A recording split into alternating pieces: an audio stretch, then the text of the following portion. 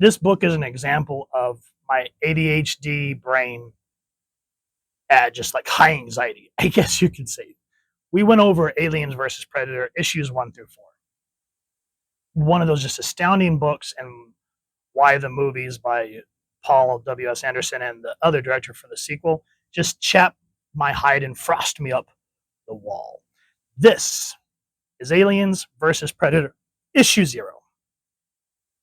And as I mentioned, Steve Perry did the novelization of this book, which I'm thankful for because they didn't do I guess you could say a legitimate movie adaptation or try to change things like Alien 3. So when Steve Perry did the adaptation, he kept a good chunk of the comic in the book. So we get to know who Broken Tusk is. We know about Ryushi, and we know about Machiko Noguchi. And the sequel book called War, she even mentions the Earth War. Talk about how working for the Chikusa Corporation has kept her off that planet. I say all that to say this. After we went over all 4 issues, I was like, wait a minute. They were great, but they didn't explain about, because in the book, when you open it up, there's a little, at the beginning, there's like this long monologue talking with Broken Tusk and him thinking back to his first hunt with his brother and how he got to be called Broken Tusk and how he takes pride in the name but will not let anybody see it. He would rather just have other people live on his legacy without him having to butt in and be egotistical about it. And it also talks about how the eggs get sent to different planets, etc., so forth. And after we went over it, I noticed, I was kind of doing an online research, and I noticed that there were like black and white panels, and I was like, wait, what's this? And so as I dug deeper, it was called Aliens versus Predator issue 0. And so talking about ADHD, my brain went, holy crap, I gotta get it. So I finally found it for a good price. But then, here's the kicker, gang.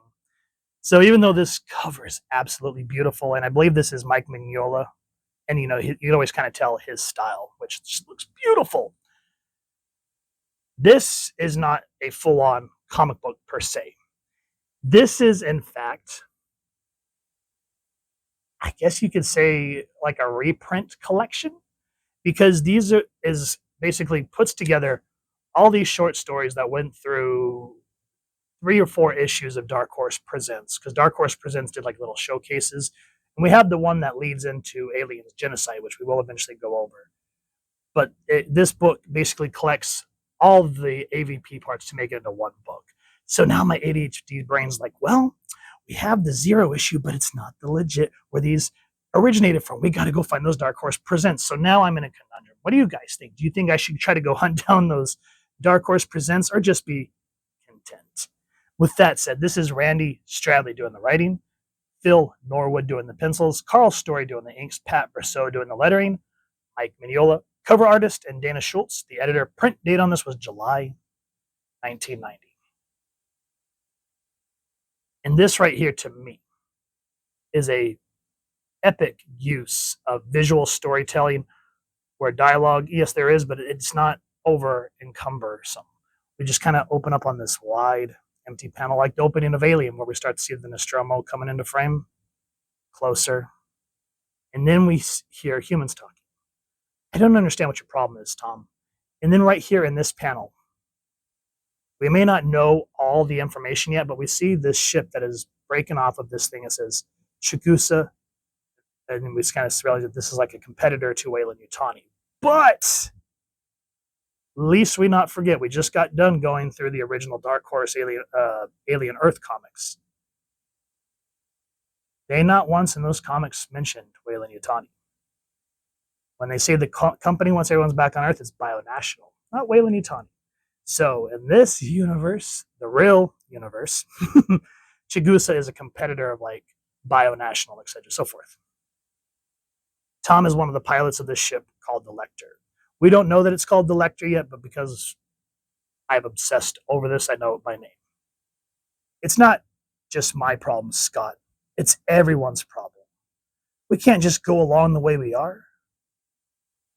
What makes us think we can strip mine planets to their cores, or harvest whole species to extinction, or transform entire ecosystems to suit our whims?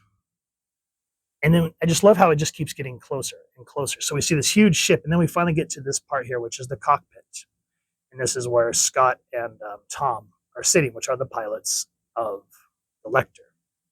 And I can't read what this says. It says, I'm ugly. Yeah, if you guys could zoom in and let me know what that says. I'm old as piss, so I'm having a hard time focusing on that. But anyway, be a realistic, Tom. Everyone knew Earth's resources wouldn't last forever. What are we supposed to do? Ignore the other resources available to us because a million years from now, they might be one of some use to an emerging life form? And what I think I enjoy about Alien is it's very much like an antithesis to Gene Roddenberry's Star Trek, where the smallest organism they left alone because it would evolve, which is the prime directive, which is, supposed to be like this utopian future where all these things, like hatred, bigotry, etc., so forth, has been wiped out. Here, even though we have all this high-tech technology, there's still these people that think, oh, we should just go and hit and take whatever we want. And it's just such an interesting contrast. Now, another thing to remember as we go into this, remember that symbol. And I will put the comics in chronological order in the playlist, but I just want you guys to remember that little logo. And I've said this on all the Alien books we've gone over thus far, where even though they'll find a way of like either be a third-person narration or someone that's talking, the artwork is kind of doing like a juxtaposed parallel. And I know that sounded very esoteric, but it's kind of in the same way, but it's paralleling, but it's like this corrupted side because we're doing human thinking against alien.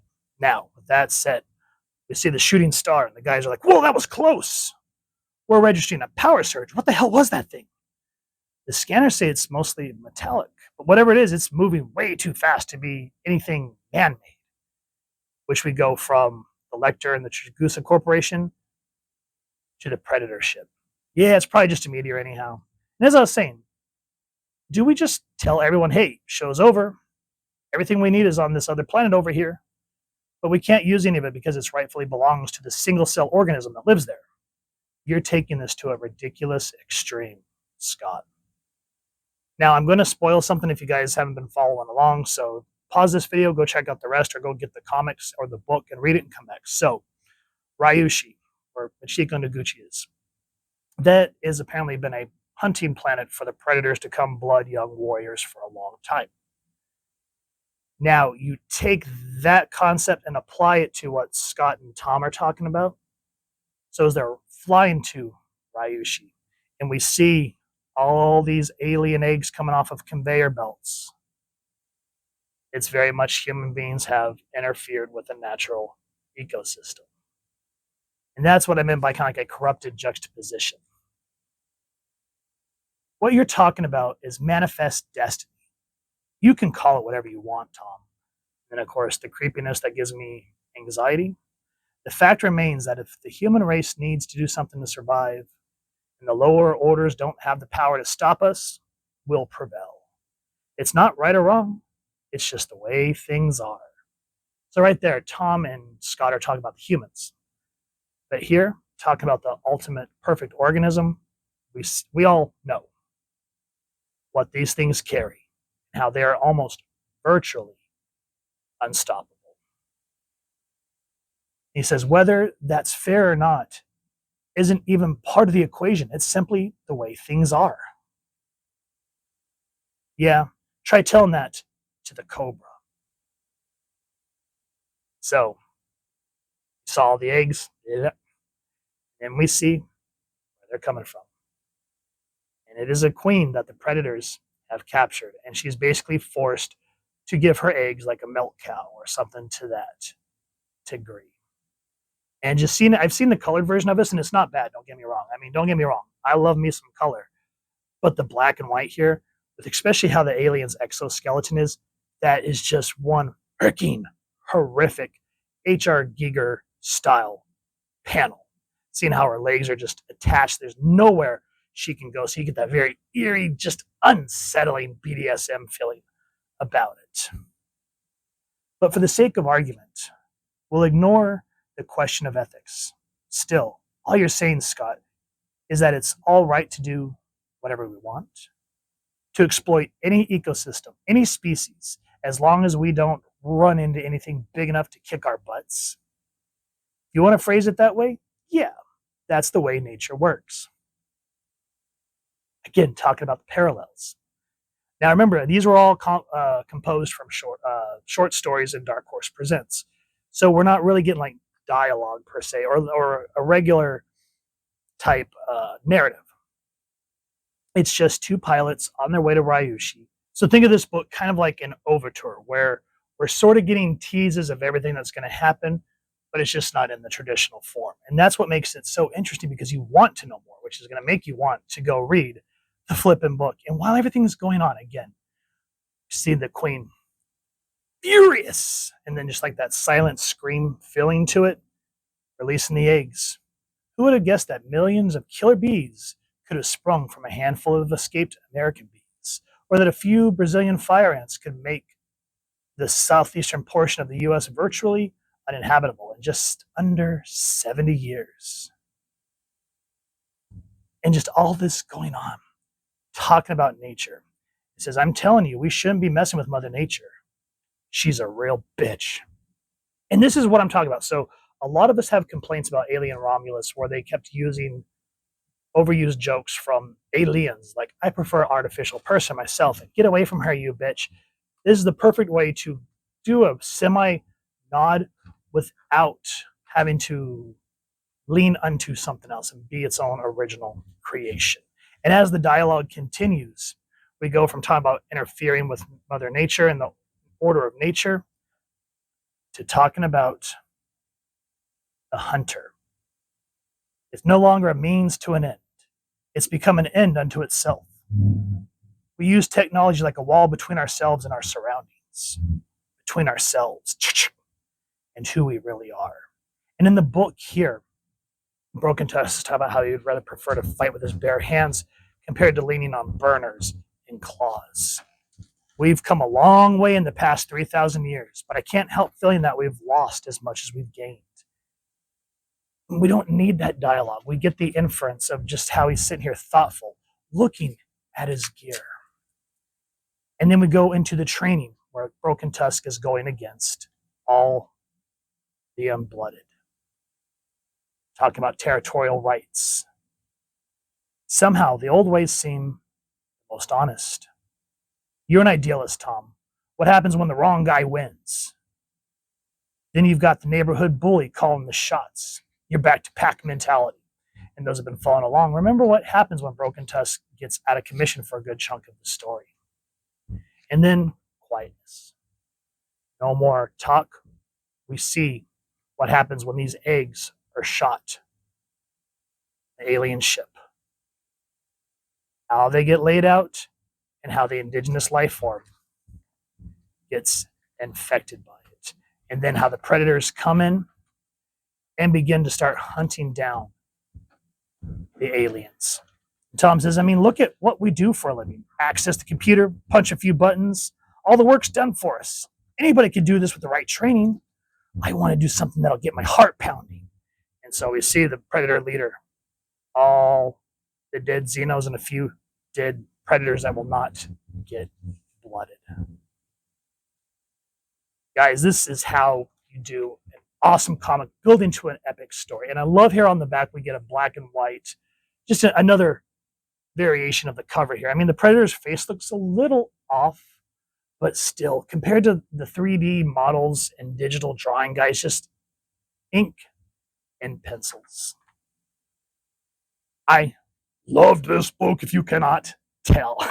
So if you've enjoyed what you've seen, please first and foremost support your local comic shop or wherever it is like to get your action figures and comics, and grab this series. Additionally, support your local library or bookstore and grab the novelization by Steve Perry. It is called Prey, P-R-E-Y. And if you've enjoyed this review, really would appreciate taking a moment to like, share, and subscribe. Helps the channel more than you could possibly know.